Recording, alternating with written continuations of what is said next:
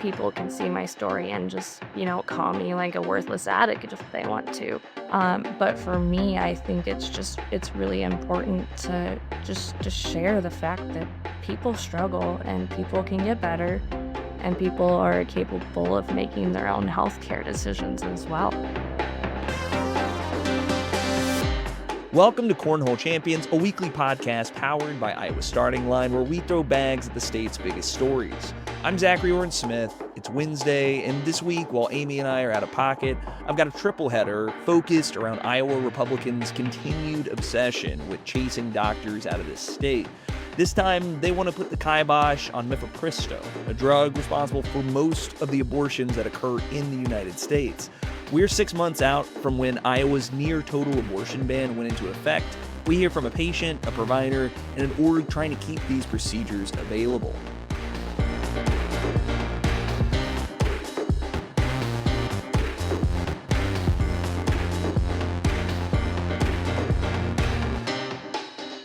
That's coming up on Cornhole Champions. An Iowa House bill proposed by Republicans would further restrict abortion access by banning medication abortion by mail, requiring physicians to inform patients about dubious, quote, reversal methods, and mandating written consent forms for patients. Iowa's near-total abortion ban has already severely limited reproductive options, and now lawmakers are targeting medication abortion, a common and safe method used within the first 10 weeks of gestation. Every abortion story is unique, and so for this hour, we'll examine how Iowa's restrictive laws have weakened the abortion access system, while also exploring how the need for abortion care manifests in people's lives. We begin with Mica, whose experiences navigating abortion services multiple times, including challenges with funding and access, illustrate the real-world impact of abortion policies and restrictions today. That's coming up.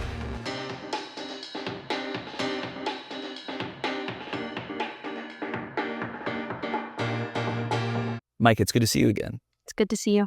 Can you start by telling me a little bit about yourself? Sure. I am 34 years old. I live in Cedar Rapids, Iowa. I am a full-time employee at Collins Aerospace, and I am also a full-time student at Kirkwood Community College. I study engineering with plans to transfer to the University of Iowa in 2026. And am married to a wonderful person, and we have 3 cats. You've talked pretty openly about three abortions that you've had over the years. Can you tell me about your first 2 abortions? Okay, so my first abortion was when I was 19 or 20 years old. I was brought up in a very Christian conservative household. I wasn't really taught a lot about birth control or sex education. I had one health class in high school, and it really didn't, do the job for me, especially with that religious upbringing. I was told that don't have sex before marriage. Also, all the sort of things that you kind of get told when you're brought up in the Christian religion. Eventually, I moved to Cedar Rapids, Iowa, to attend Kirkwood.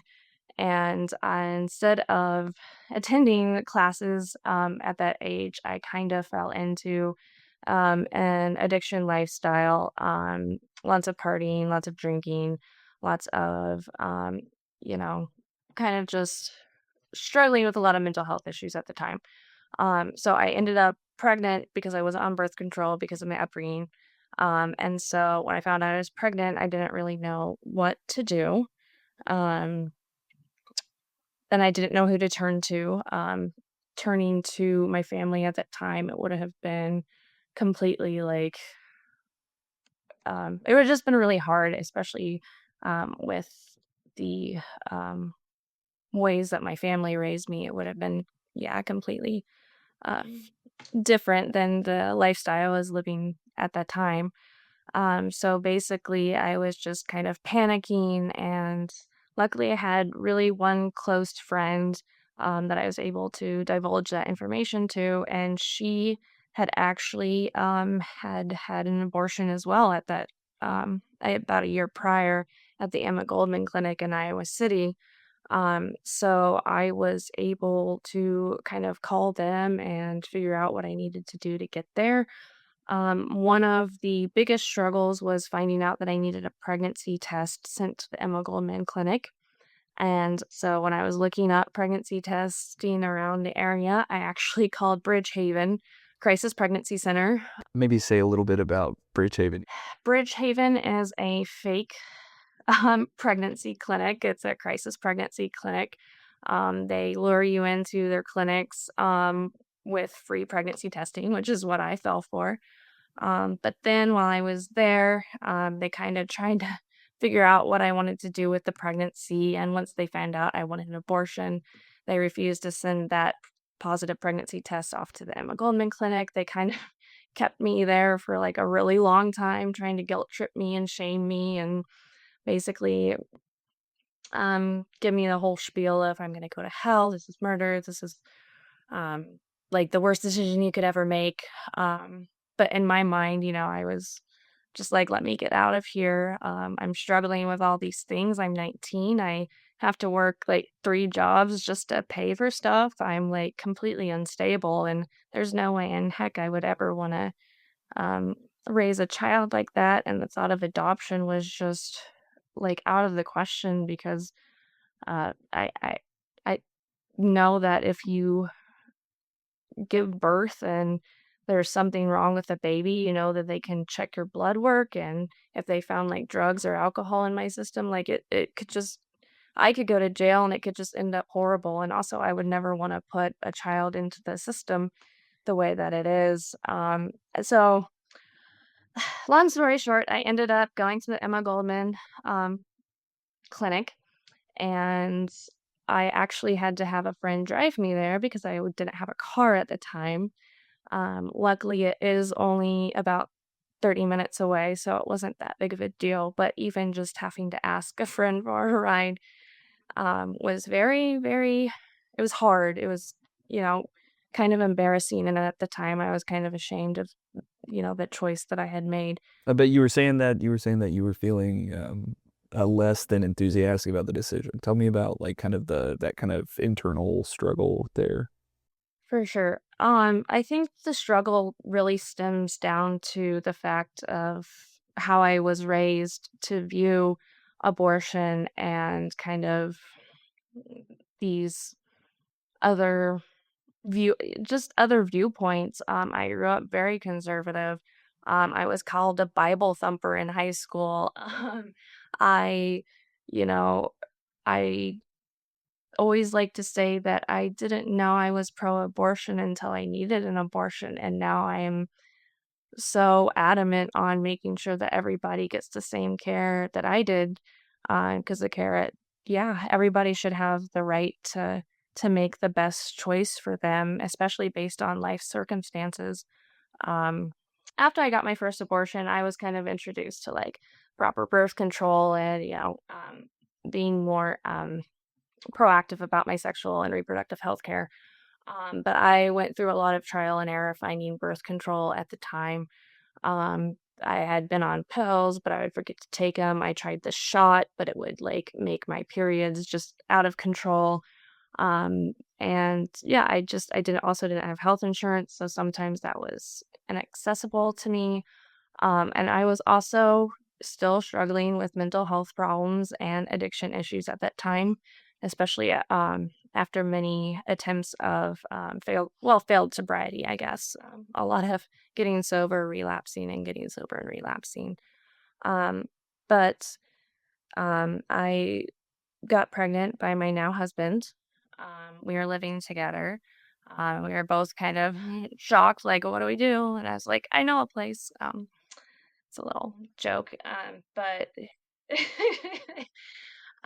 yeah, so we didn't know what to do. I was working as a baker at the time. I made like $11 an hour. He didn't make much more than me or made the same amount of money as me. I didn't have health insurance. He didn't have health insurance. We lived in like a tiny apartment. And while we did know that we wanted to have children together in the future, it just wasn't the right time. I was still really struggling. So yeah, we decided to have an abortion, or I decided, you know, um, to do what was right for me, basically. Because I definitely do not want to have children until I know that I'm a stable person. But didn't know exactly how I was going to pay for the abortion at the Emma Goldman Clinic or at Planned Parenthood. So I ended up trying to find abortion pills online through Plan C Pills. And because I figured I was under the amount of weeks that you can take the medication abortion without it having complications. So I figured I would do that, and so we tried to order pills, and it kind of just became a question of, will they get here in time? Medication abortion is completely safe to do at home. But for me, I was just worried for myself. Like, I wasn't quite sure where my that threshold was for me as far as the length of the pregnancy. So I ended up just still scheduling an appointment at Emma Goldman because I did just want that extra oversight for myself, just to make sure nothing went wrong. And um, yeah, so yeah, I went to Emma Goldman.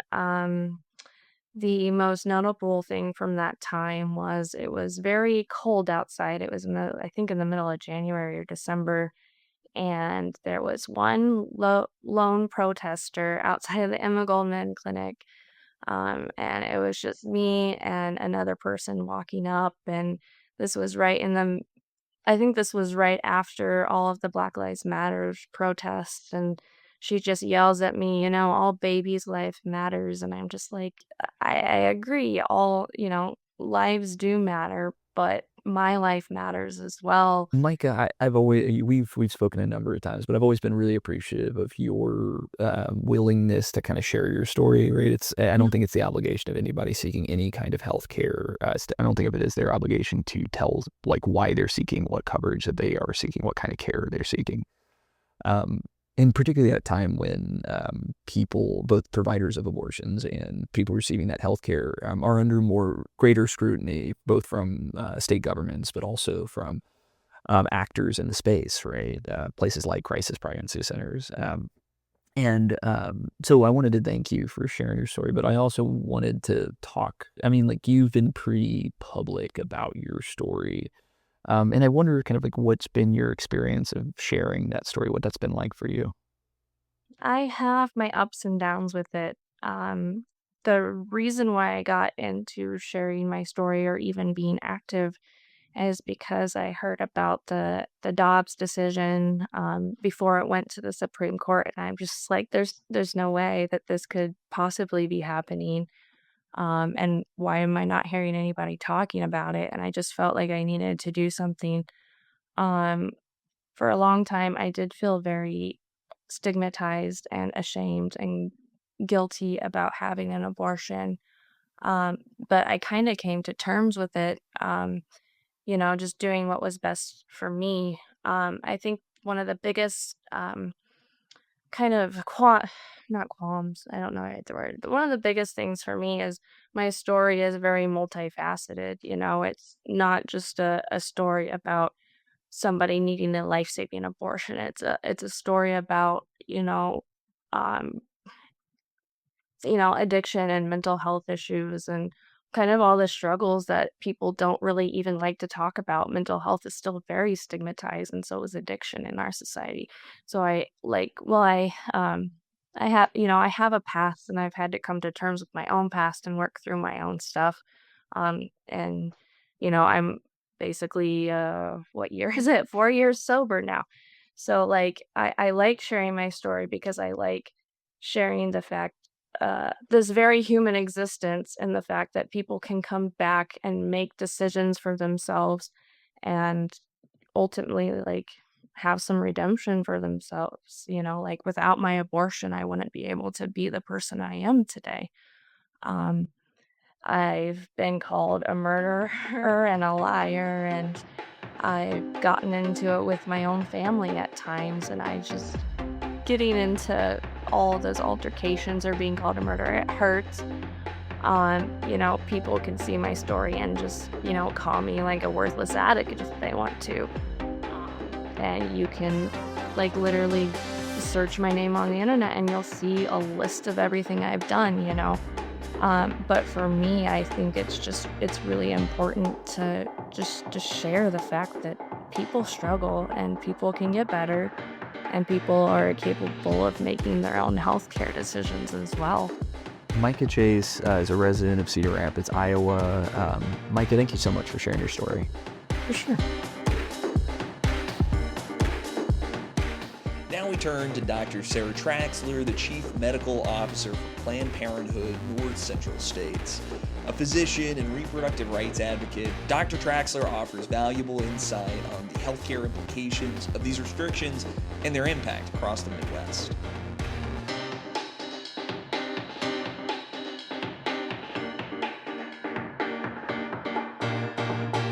Dr. Sarah Traxler, thanks for joining us.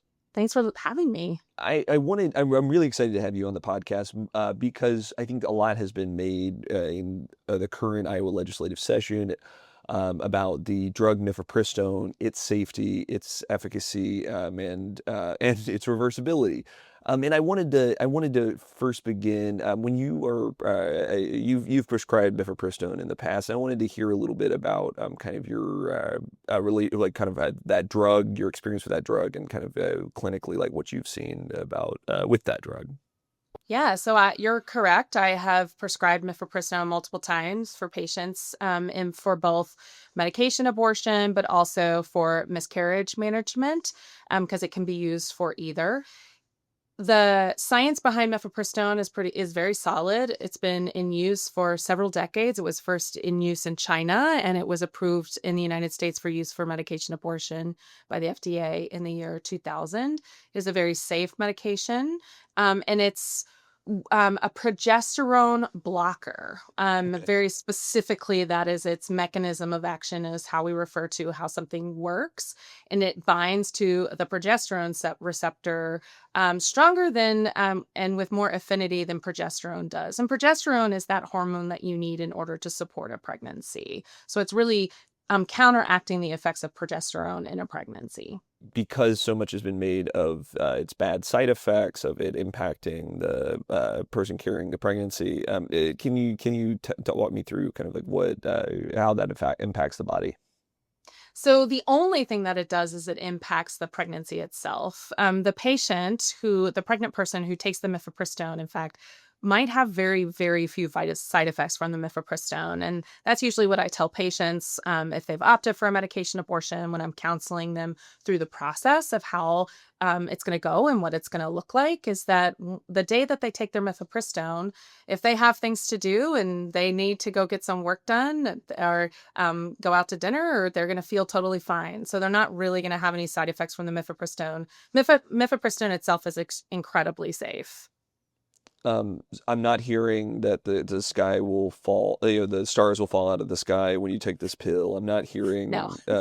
Is that so? I'm hearing that right? That the impact of this drug is not the kind of shaking experience. No. I mean, it's an incredibly safe medication. Millions of people have taken this medication all over the world, and it's very safe. Are there more commonly used drugs that have worst side effects? Well, in the definitely there are things that we can buy over the counter that are actually less safe than mifepristone. Things like Tylenol, ibuprofen, especially if you take too much of them. Mifepristone has a better safety record than Viagra, which is readily available, online and through your doctor's office. So I didn't know Viagra was so dangerous, but that's good to. So it's got a very, very, very good safety profile. And when you're in a clinical setting, this is a drug that can you give me a sense of how often this drug is prescribed? Is this a relatively commonly used drug? Yes, it is the most common method of abortion in the United States today. The popularity of medication abortion grew gradually in the first 2 decades of use. But once we actually saw the Dobbs decision in 2022, where abortion became massively restricted across much of the United States, we have seen its popularity grow, mostly because it's accessible. It's more accessible than procedural abortion. A lot of people choose it because they can have an abortion in the privacy of their own homes. And so we've, especially in the state of Iowa, medication abortion is about 70 or a little over 70% of all the abortions that we do. And with our 6-week abortion ban, how has that increased? How have you seen that change? Whether like patient frequency, the numbers of patients, where they're coming from. What have you seen in your practice? So what we've seen in Iowa specifically is the number of patients seeking abortion has dropped dramatically, which was the intent of that law. But that doesn't mean that Iowa citizens are not getting abortions. I also practice and provide abortions in Minnesota. I provide them in Nebraska, and we've seen a significant increase in the number of people from Iowa going to those states in order to acquire an abortion. One of the Iowa Abortion Access Fund recently released some data on wait times for their clinics in states surrounding the state of Iowa following the 6-week abortion ban going into effect. And I was really shocked just to see how wait times have increased, right? That you're suddenly like when we talk about this near total abortion ban, we often I don't know, I think it is really focused on Iowa patients, Iowa providers, but it's also impacting other states, right? The spillover Right. was fascinating to witness. Yeah. And, we've done our best. Planned Parenthood North Central States serves Minnesota, North Dakota, South Dakota, Iowa, and Nebraska. And so we have a big geographic area, and we've done the best that we can to increase access in both Minnesota and Nebraska so that we can take some patients from Iowa, South Dakota, North Dakota, who don't have access to abortion in their home states. But as you've said, it does impact others, and there's only so many abortion appointments to go around. Can you walk me through a little bit about whether or not you're witnessing any kind of worse outcomes in healthcare for people seeking abortions? So I don't know if I've been seeing worse outcomes. Absolutely. I'm sure you're aware abortion is incredibly safe, especially in the first trimester and even well into the second trimester. Abortion is an incredibly safe procedure, just like colonoscopies, just like laparoscopies, all of those things that have really safe track records. So does abortion. And we haven't been seeing higher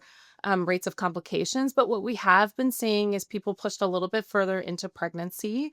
And that's because we've, states like Iowa and South Dakota and all over the country, they've placed more and more barriers in front of patients seeking abortion. And each time you place a barrier in front of someone who's seeking healthcare, it makes it that much harder to access that healthcare. And so it just takes longer, as you said, to get a plan together. It takes longer. Most of the patients that we see are already parents. They have jobs, so they have to take time off of work. They have to find childcare. Most of the time they have to find a ride of some sort to get them to their abortion appointment. And so it's just these layers and layers and layers of barriers that are creating these conditions in which people are a little bit further along in their pregnancy. Complications, no, but social impacts, absolutely.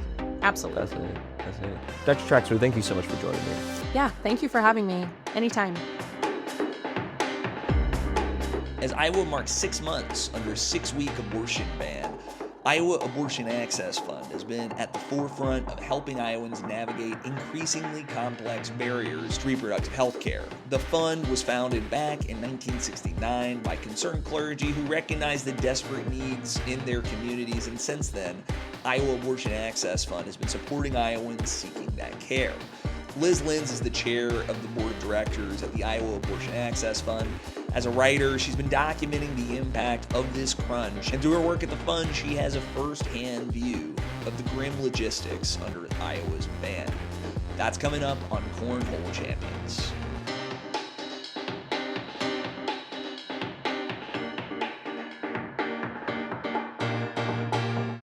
Liz, it's good to see you. Thanks for having me.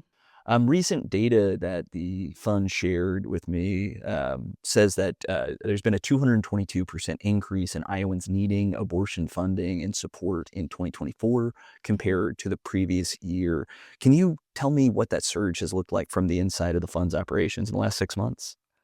Yes. So basically, what's happening is everybody's going out of state, and that increases cost of care. So when we say we're an access fund, we don't just pay for abortions. We help pay for wraparound care too. So travel, if people need help paying for child care, all the things that go into that. And so what we've been seeing, so when the ban was passed, or the ban was upheld by the Supreme Court in July, we saw first we saw just everybody was scared. Nobody really knew what to do. And now what we're seeing is people are going to Minnesota. People are going to, there's a clinic in Mankato that people are going to. People are going to Chicago, Wisconsin, Missouri, Kansas. I mean, we've seen people go to Washington, D.C. for care. And so when you have to travel, right, that just increase the costs. And we know too that most people who are seeking abortions are already parents. And so again, so like the cost of care, the cost of, losing your wages for a couple of days, all of that has just like increased so dramatically. And we're also seeing a huge increase in people using the abortion pill. I would love to hear you talk a little bit. I mean, I think your point about, if we know that, I think the statistic is something like 60% of abortions abortions are for people who already have kids. And like you say, right, if they already have kids, that's the need for childcare, right? For the now maybe multiple days that you're gone. We're talking about hotels. Can you walk me through how a fund fits into kind of that issue of funding the entirety of that trip, those embedded costs? Right. So how we work in there are we're basically mutual aid. We have one employee. Almost 100% of the money we raise goes back out the door. And right now we're partnering with other funds. So for example, in Minnesota. So let me walk you through this. So there's a person in Cedar Rapids who says, I'm pregnant. I don't want to carry this to term. No matter what reason, every reason's a good reason, and you don't need to justify your reasons. So this person says, I'm going to research my options, and perhaps decides that it's better to drive to Mankato. Maybe they have family there, maybe not. And they'll go there. They'll make an appointment with the clinic. You can also, often we see people calling because we have we have a relationship with the Chicago Fund too, so people can call Chicago and say, hey, I'm located here in Iowa. Where can I go? Where's a clinic that I can go to that can accept me? And so maybe they'll refer them to Minnesota or Wisconsin or Kansas or wherever they can find a clinic to get that care that they need. So, okay, so then that means like, all right, so I live in Cedar Rapids. I got to drive to Mankato, right? That's like a 3-hour drive, something Right. like that. And If you have a but car. if you have a car, right? And so you have to maybe ask a friend for a ride. Maybe you have a car, but you're a one-car family and your partner needs the car to get to work, get the kids to school. And then, what does that look like if you're an hourly worker? We know that women are more likely to be hourly workers, hourly wage workers who don't carry the insurance, right? And so that looks like, okay, saying I have to go in the middle of the week. I have to take, 3 days off of work, maybe a little bit more depending on the procedure, depending on the rest and recovery time for the procedure. So you're looking at maybe 3 days, ideally, maybe even a couple of weeks, and then you want, you want care. It's a normal thing. Everybody knows somebody who has an abortion. Republicans get abortions, but it's still something you want somebody there with you. So maybe you need a friend to go with you. And so all those, add in the cost of gas, right? Maybe you have to stay at a hotel. Maybe, you have to pay a babysitter for one of those nights because your partner works an overnight shift. And so what we saw was immediately the cost. So the other thing is, so you're like, okay, so how does the fund step in?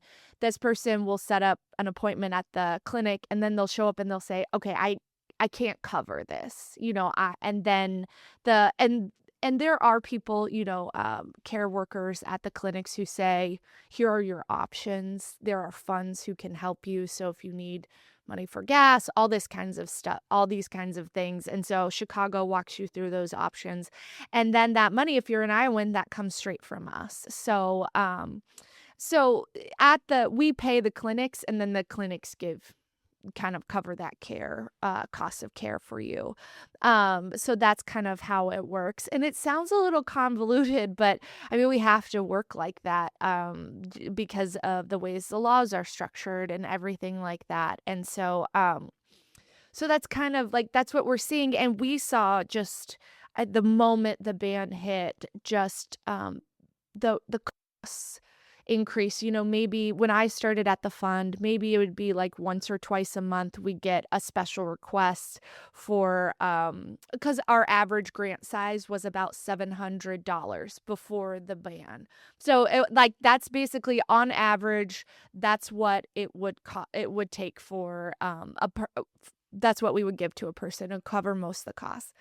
I was interested to hear when you were talking about some of the data that you guys shared was the kind of the increases, the ways Yes. that, things like transportation come to increase these. Which is like, of course, right, that's going Yes. to increase that final amount. But I was just shocked by just how much of an increase y'all saw.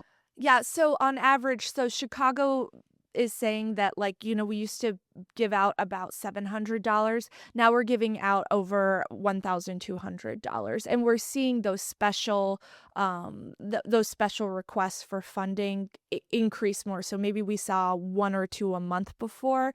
And when I say special requests, we're talking about people who have bills of like $10,000.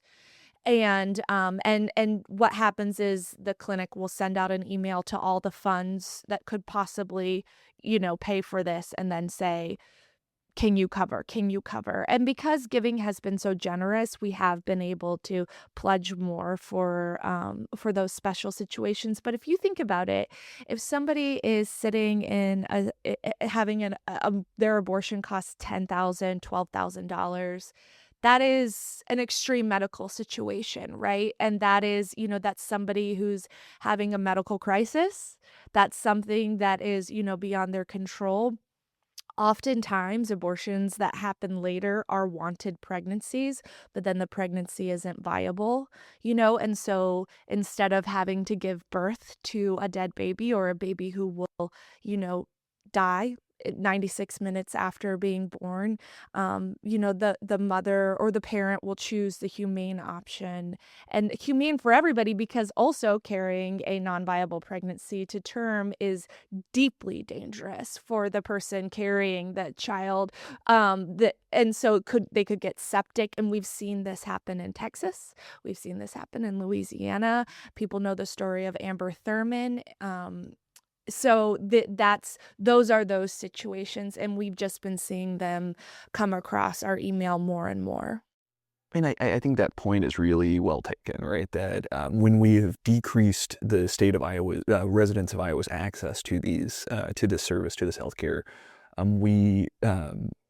it is going to take more time to make a decision, right? When you're having to book out transportation, when you're having to book out hotel, when you're having to book out anything else related to this, you are increasing the amount of time it takes for a person to get to that go-no-go point for kind of when they'll make that decision. And like you say, why are you seeing these more acute instances? Well, people are taking more time to make these decisions, and we're entering worse outcomes for the patient. And also, it's important to know that two things I want to say. You can still get an abortion in Iowa. There are 2 clinics open, one in Ames, Planned Parenthood in Ames, and Emma Goldman in Iowa City. And Emma Goldman has said we will stay open no matter what. They do abortions up to 6 weeks.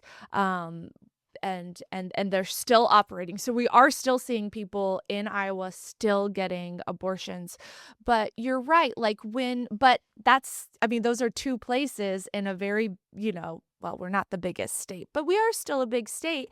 And when you factor in the fact that Iowa has the lowest number of OBGYNs per capita, So pregnant people aren't even able to get the care that they need. They're not even able to get the say for example you want this pregnancy, but they're booking appointments later and later. So we know most miscarriages happen in the first trimesters, but a doctor might not even see you until the second trimester. And then, what if, like, my miscarriage happened at 8 to 10 weeks. Nobody knows for sure, right? Because I hadn't been seen before, because they wouldn't see me. And this was, by the way, like 11 years ago, pre-ban. And it was still bad then. But, and then so, like, I'm having a miscarriage. Thank God I was able to get the DNC that I needed, at the time, because my body wasn't expelling all the tissue. But had it been now, right? Like, who knows? And then how far do you have to travel? You live in Oxford, right? How far do you have to go? Maybe you don't have a car. Maybe it's not reliable transportation. And so we're seeing all just the realities of like people's lives really play a factor here. And I think it's really important to know that it just strips your human dignity, and not just for the person with the uterus, but for the whole family, to be a partner and to watch the person that you love basically have to make, some really tough decisions with no support from the state, with no access to the care that you need. That sucks, to be a child and to watch your parents have to go through this, and and maybe your mom has to, or your parent has to travel for several weeks to get the care. I mean, again, like, this is stripping the basic human dignity from families, and this is an assault on families. And Iowa's abortion ban doesn't happen in a vacuum, right? The data y'all produce shows increasing wait times, 3 to 5 weeks, in Nebraska and Yes. Wisconsin, 2 to 3 weeks, in Minnesota and Kansas.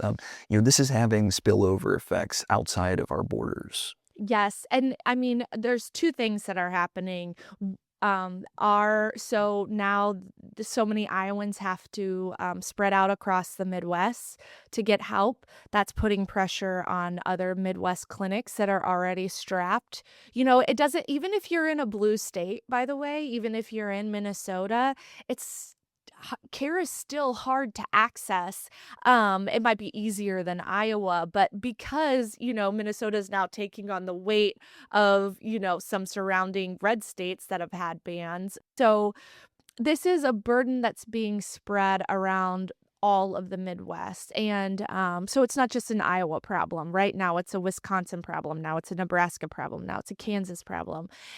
But the other thing I will say, what has been heartening to see, is how the Coalition of Midwest Funds, and we all work together very closely and really well, has come together and just been like, heck yeah, let's go.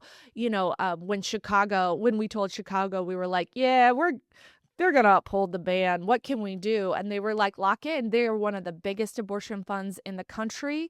They were like, we got you. Here are some best practices that we've done with other states.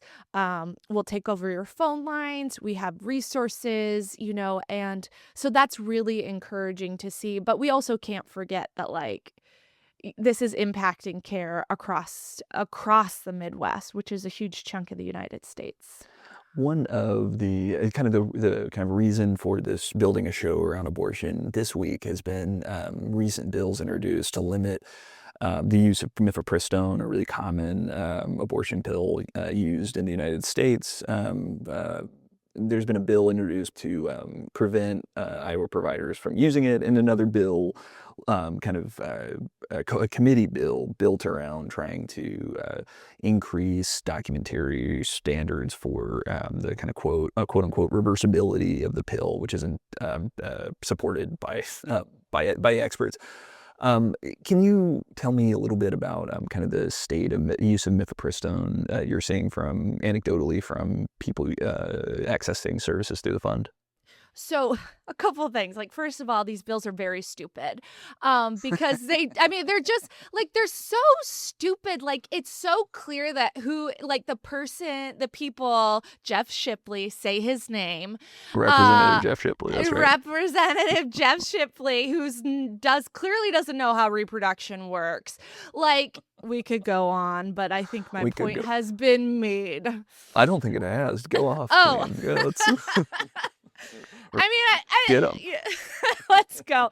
He clearly doesn't, because the way the bill is worded is, first of all, it's like it's attacking the people who prescribe the medication, which really only just makes doctors want to leave the state. And we are currently in a crisis. We want doctors to practice here. I mean, I'm not going to tell Jeff how he should word the bill, but that to me is just like, clearly you're an idiot. And also keep in mind, first of all, I just like mifepristone, safe, effective. It's actually mostly used in miscarriage management. It's been used for years. There's no problems with it. 60% of abortions in the United States are with mifepristone. But safer than Tylenol. I had a Planned Parenthood doctor earlier in the show say exactly that. Also, I learned this weekend, I was at an abortion storytellers conference. You can take it with weed, which is kind of legal in Iowa. Not for me to say, I'm not a lawyer. As long as you're not smoking weed, taking mifepristone and driving. I think it's the driving that'll get you. It's the driving that'll get you. That's the problem. But come to my house. You do it all here.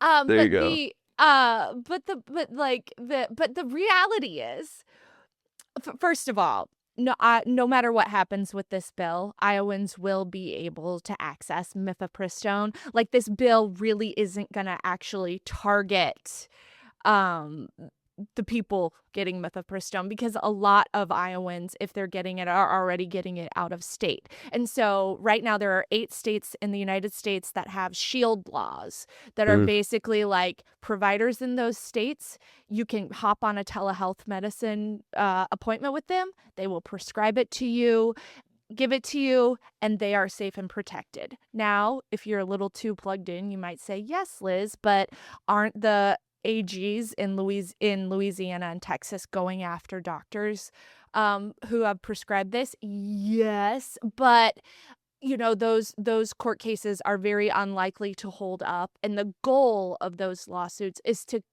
sow fear. The goal of this bill is to make you feel like you have no options, and so you have a lot of options, and you will always be able to get mifepristone for the near future. And so I think that that's like such an important thing that we want to tell people. It's like, yes, there's a lot of things to yell at your representatives about, but also know you have options. And also, the Iowa Abortion Access Fund has partnered with the Abortion Freedom Fund so that if you need that cost covered, we got you there. Looking ahead, what do you believe are the most urgent needs for abortion access in Iowa, and how can people support the Iowa Abortion Access Fund's mission during this critical time?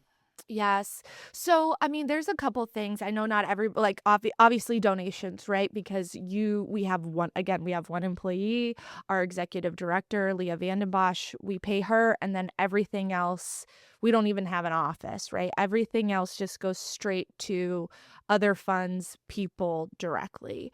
If you can't donate, I think a really good thing to do is to just follow us on social media, share our message. We have fundraisers coming up. We actually have a hard time getting news out about those fundraisers because, listen, there's not a lot of media outlets in this state, and there's a limited amount of what people will cover. So we just need people to share the message, right? To get good information out to people and say, you have choices, you have options, and we, so we're ready to do a big fundathon. Maybe you can't donate for a fundathon, but what you could do is log on to our little fundathon website and ask the people who follow you on social media to donate to fundathon for us. And that's very helpful. So these are all things that you can do right now. And we're still, 6 months is a long time, but we're still trying to understand the real impact of this ban and how it's affecting Iowans. Like, we hear a lot anecdotally through the other funds. We have our emails, but if you have a story, we'd be interested in hearing it. We have an email, iaafund.org. It's also on our website, iowaabortionaccessfund.org. So those are all ways that you can connect and get involved. And again, and also, if you've had an abortion, talk about it. Please just talk about it. You don't have to talk about it on TikTok or go tell Jeff Shipley, but tell your friends, because the more we normalize this, the more I think we can push back against these really stupid and insulting attacks on our basic human dignity. Liz Lenz is the chair of the board of directors of the Iowa Abortion Access Fund. You can support the fund's work at iowaabortionaccessfund.org/donate. You can also follow Liz's work at liz.substack.com. Liz, thanks for this. Thank you. That was another episode of Cornhole Champions. If you like the show, please rate it, subscribe, and share it with your friends. While you're at it, sign up for my newsletter at cornholechampions.substack.com and get these episodes straight to your inbox when they drop on Wednesday mornings.